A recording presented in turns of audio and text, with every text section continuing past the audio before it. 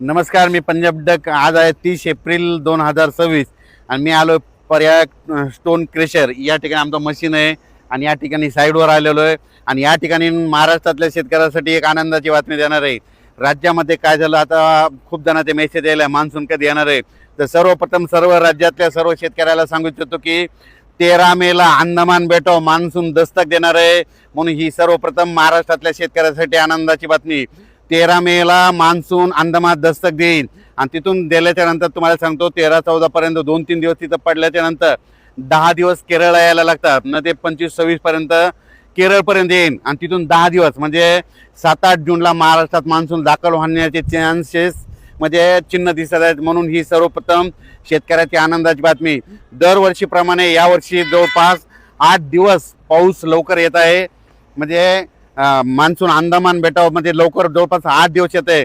दरवर्षी मान्सून कसा असतो, कधी 20 मेला अंदमान बेटावर येतो, कधी 19 मेला येतो, कधी 21 मेला येतो, कधी 22 मेला येतो.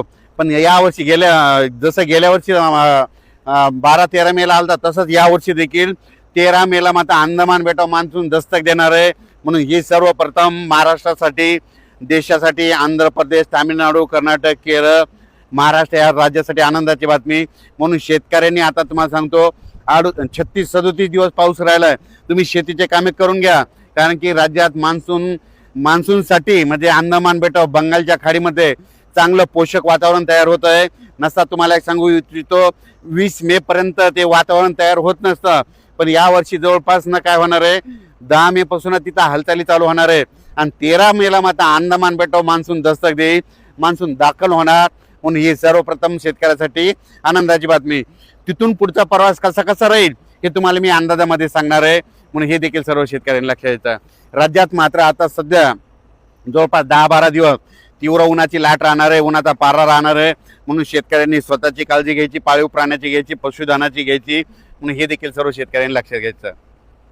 आणि त्याच्यानंतर एक महाराष्ट्रातल्या शेतकऱ्याला बरेच फोन आले, ऊस उत्पादक शेतकऱ्याचे फोन आले की अवकाळी एखादा मे मध्ये येणार आहे का. तर तुम्हाला सांगू इच्छितो मे मध्ये देखील काय होणार आहे, एक अवकाळी येणार आहे, पण ते काही भागातच पडणार आहे.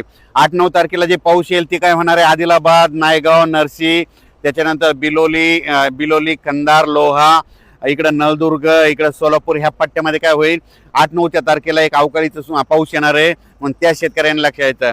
त्याच्यानंतर तुम्हाला सांगू इच्छितो 12-13-14 दरम्यान देखील एक अवकाळी येणार आहे, पण ते काही भागातच पडणार आहे, सर्वदूर पडणार नाही.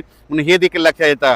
पण राज्यात सगळ्यात महत्त्वाची म्हणजे आनंदाची बातमी, अभ्यास केल्याच्या अंती 13 मेला मात्र अंदमान बेटावर मान्सून दस्तक देणार आहे, दाखल होणार आहे.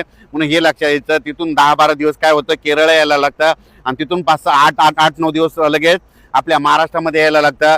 म्हणजे 7-8 जूनला महाराष्ट्रात पाऊस येण्याचे चिन्ह दिसत आहेत. म्हणून हे देखील लक्षात यायचं. आणखीन त्याच्यामध्ये बदल कसे होणार आहेत हे तुम्हाला दररोज 2-2 दिवसाला अपडेट दिला जाईल. म्हणून हे देखील सर्व शेतकऱ्यांना लक्षात यायचं.